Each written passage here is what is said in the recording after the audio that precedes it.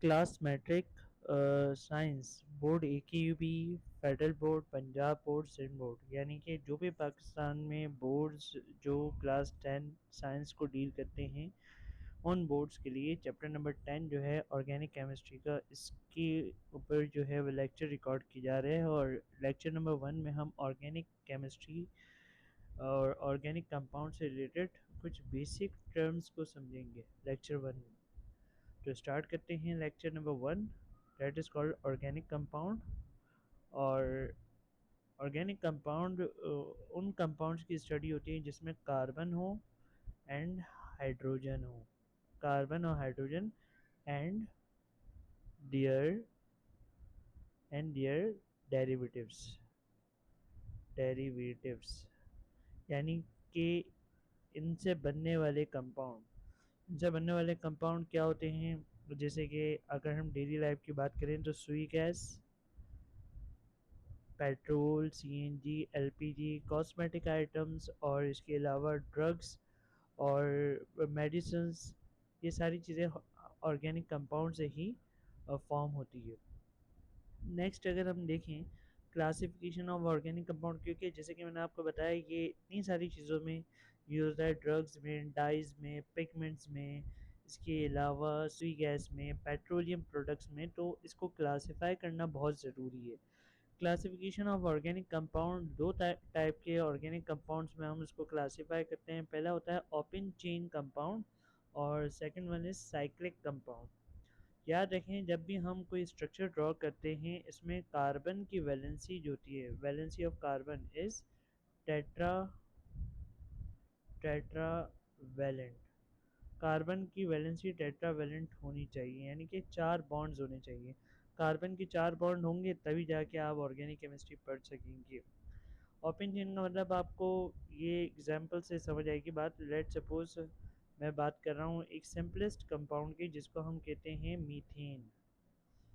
Methane, अगर मैं methane का ओपन चेन कंपाउंड ड्रॉ करूँ तो मीथेन का ओपन चेन कंपाउंड कैसा होगा। कार्बन है और कार्बन की जैसे कि मैंने आपको बताया 4 वैलेंसी होती है, 1, 2, 3 और 4। ये कार्बन की 4 वैलेंसी है और इसकी जो वैलेंसी है वो हाइड्रोजन से सेटिस्फाई होती है, यानी कि आप हर तरफ हाइड्रोजन लगा दें तो ये आपके पास CH4 फार्मूला बनेगा। CH4 जिसको हम CH4 फार्मूला बनेगा, जिसको हम क्या कहते हैं, CH4 को हम कहते हैं मीथेन। सही है। यह आपको स्ट्रक्चर फॉर्म में नज़र आ रहा है तो इसको कहते हैं structural structure formula, structure formula. और ये आपको जो है वो मॉलिक्यूलर फॉर्म में नज़र आ रहा है तो इसको हम कहते हैं condense formula, condense condense formula, या हम इसको कह सकते हैं मॉलिक्यूलर फार्मूला।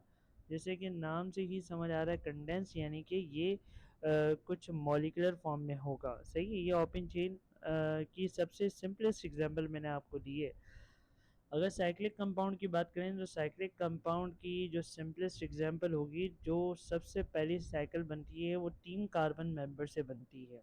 सही है। तो 3 कार्बन मेंबर में हमारे पास ट्रायंगल टाइप का एक शेप बनता है, 1, 2 एंड 3, और हम इसको कंबाइन कर देते हैं। अभी मैंने आपको बताया था कार्बन की 4 वैलेंसी होनी चाहिए। अगर हम इस कार्बन की बात कर रहे हैं तो इस कार्बन की 1, 2 वैलेंसी है और ये थर्ड वन होगी और ये फोर्थ वन होगी, तो ये हो गई 4 वैलेंसी। इस कार्बन की भी 2 वैलेंसी है तो ये 1 और ये 2, ये 4 वैलेंसी हो गई। इस कार्बन की भी 2 वैलेंसी है तो ये 1 और ये 2, तो ये 4 वैलेंसी हो गई। सही है। इसको हम कहते हैं 3 कार्बन के मेंबर्स को हम कहते हैं प्रोपेन, प्रोपेन। मगर क्योंकि ये प्रोपेन जो है वो साइक्लिक स्ट्रक्चर में है तो इसको हम कहेंगे साइक्लोप्रोपेन। अभी जाके हम आगे डिस्कस करेंगे इसके नाम कैसे देते हैं, इसको याद करने का तरीका क्या होता है, और XYZ और भी बहुत सारी चीज़ों को हम डिस्कस करेंगे। सही है। सबसे पहले तो मैंने आपको बता दिया ओपन चेन और साइक्लिक कंपाउंड में क्या डिफरेंस होता है। अगर हम डिस्कस करते हैं बेसिकली ओपन चेन कंपाउंड को, तो ओपन चेन कंपाउंड को जब हम डिस्कस कर रहे हैं तो यहाँ पे ओपन चेन कंपाउंड भी दो टाइप में पाए जाते हैं, दो दो क्लासेस में डिवाइड होते हैं। Number one is straight chain compound, number two is branch chain compound. Straight chain compound क्या होंगे? जिसमें कार्बन तो है 1 2 3 4, ये स्ट्रेट चेन है, सही है। ये मतलब आपको नज़र आ रहा है ये स्ट्रेट चेन है, सीधी चेन बनी हुई है। मगर अभी मैंने बताया था कार्बन की 4 वैलेंसी होती है, यानी कि फर्स्ट कार्बन ये हो गया, ये फर्स्ट कार्बन हो गया, ये सेकंड कार्बन हो गया, ये थर्ड कार्बन हो गया, ये फोर्थ कार्बन हो गया। अगर मैं फर्स्ट कार्बन की वैलेंसी देखूँ तो एक है, मज़ीद इसकी 3 वैलेंसी लगाएंगे, 1 2 3 और 4 जो सेंटर में है, सही है। इसी तरीके से सेकंड कार्बन की 2 वैलेंसी ऑलरेडी है, एक ये 2 हो गए, 3 और ये 4। थर्ड कार्बन की भी 2 वैलेंसी है, तो 2 वैलेंसी और हम लगा देंगे। फोर्थ कार्बन की एक वैलेंसी है, तो जैसे कि 1 2 3, 3 वैलेंसी हमने और ऐड कर दी। और वैलेंसी को हम सेटिस्फाई करते हैं बाय ऐडिंग हाइड्रोजन। तो यहाँ पे हमने हाइड्रोजन लगा के वैलेंसी को सेटिस्फाई करना है। तो ये हमारे पास स्ट्रेट चेन बन गया, यानी कि यहाँ पे आपके पास कोई भी ब्रांच नहीं है। अब ब्रांच चेन कंपाउंड क्या होते हैं? लेट सपोज अगर ये तो इसका स्ट्रक्चर फार्मूला हो गया, जैसे कि आपको नज़र भी आ रहा है मैंने स्ट्रक्चर फार्मूला बनाया है। स्ट्रक्चर फार्मूले में एक बात याद रखिएगा, 1 कार्बन, ये जो फर्स्ट कार्बन है और जो लास्ट कार्बन होता है, अब लास्ट कार्बन इसमें 4 है तो हम इसको ही लास्ट कहेंगे, सही है। तो ये कहलाते हैं terminal carbons, terminal terminal carbon. Terminal carbon के लिए एक कंडीशन होती है, ये याद रख लें, टर्मिनल्स पे हमेशा आपके पास CH3 ग्रुप आता है, CH3 ग्रुप आता है, जब तक कोई और फंक्शनल ग्रुप ना हो, यानी कि डबल बॉन्ड ना हो, ट्रिपल बॉन्ड ना हो। डबल और ट्रिपल बॉन्ड के अलावा की एग्जांपल मैं आपको दे रहा हूँ कि अगर ये ना हो तो टर्मिनल पोजीशन में हमेशा CH3 ग्रुप आता है, और ये इस स्ट्रक्चर से भी जस्टिफाई हो रहा है। इस कार्बन के साथ 3 हाइड्रोजन है और टर्मिनल कार्बन के साथ भी 3 हाइड्रोजन है, और सेंटर में हमेशा CH2 ग्रुप आता है विदाउट डबल और ट्रिपल बॉन्ड। डबल और ट्रिपल बॉन्ड नहीं हो तो सेंटर में CH2 ग्रुप आता है।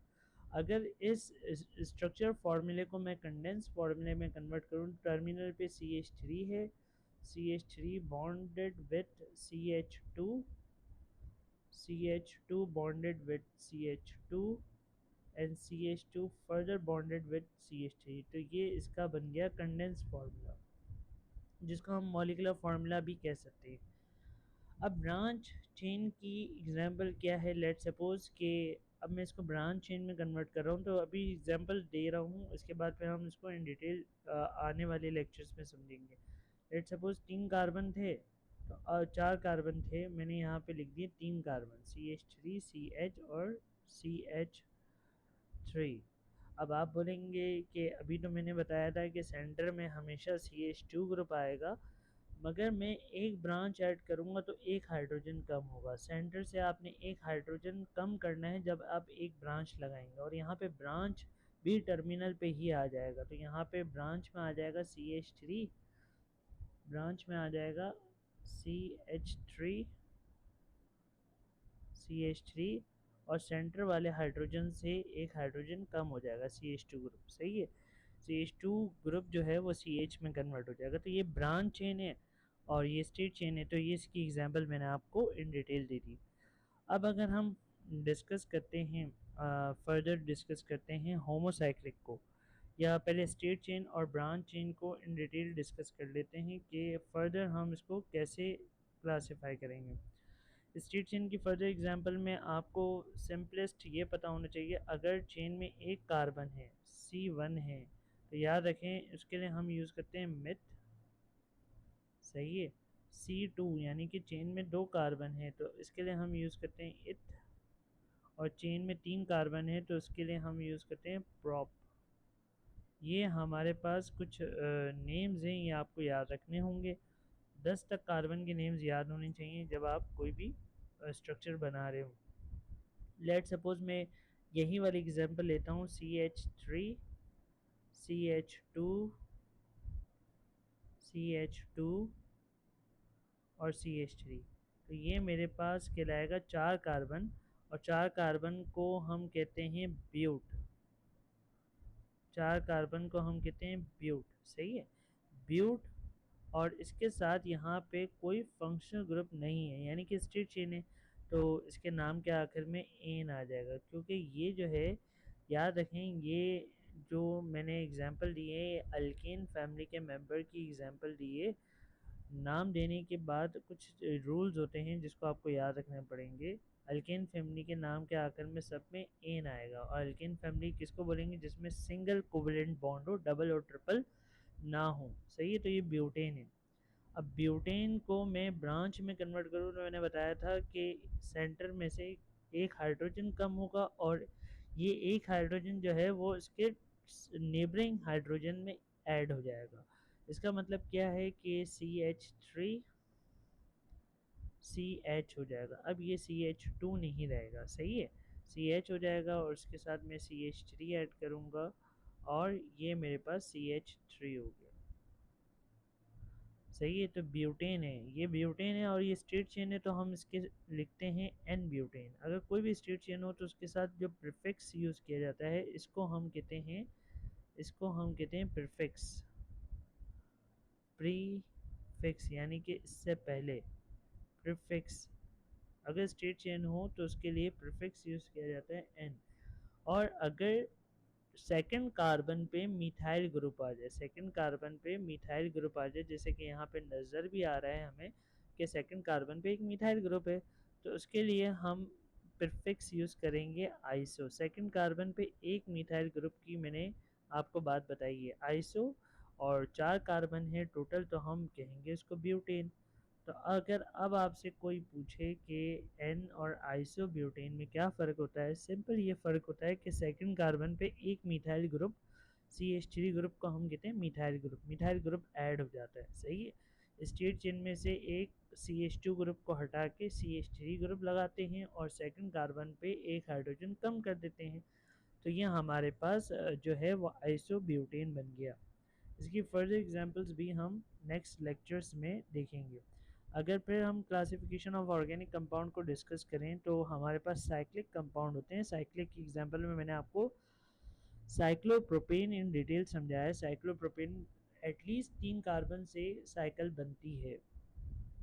अब यहाँ पे एग्जांपल आ रही है होमोसाइक्लिक। होमो का मतलब होता है सेम, होमो का मतलब होता है सेम, यानी कि ऐसी साइकिल जिसमें सेम एलिमेंट होंगे, और हेट्रो का मतलब होता है डिफरेंट, डिफरेंट, यानी कि ऐसी साइकिल होगी जिसमें एक हेट्रो एटम होगा, एक अदर देन सेम एलिमेंट होगा। लाइक यहाँ पे जब हम ऑर्गेनिक केमिस्ट्री में हेट्रो की बात करते हैं तो हेट्रो में नाइट्रोजन, ऑक्सीजन और सल्फर आ जाता है, सही है। सबसे पहले तो मैं आपको एग्जांपल दे रहा हूँ होमोसाइक्लिक की। होमोसाइक्लिक की एग्जांपल क्या हो सकती है, ये जो मैंने आपको पहले ही एग्जांपल दी थी, जिसको मैंने कहा था साइक्लोब्यूटेन, साइक्लोप्रोपेन। तो अब मैं आपको बना के बता देता हूँ साइक्लोब्यूटेन। साइक्लोब्यूटेन मतलब कि हमारे पास स्क्वायर शेप का कोई एक कंपाउंड बनेगा 4 कार्बन का, ये हमारे पास हो गया साइक्लोब्यूटेन, सही है। 1 2 3 4 कार्बन की 4 वैलेंसी होती है, हर कार्बन की दो दो वैलेंसीज हैं, तो हम यहाँ पे 2 हाइड्रोजन लगा के मज़ीद 2 वैलेंसी को फुलफ़िल कर लेते हैं, 2 वैलेंसी को फुलफ़िल कर लेते हैं, यहाँ पे भी 2 वैलेंसी को फुलफ़िल करते हैं, और यहाँ पे भी 2 वैलेंसी को फुलफ़िल करते हैं।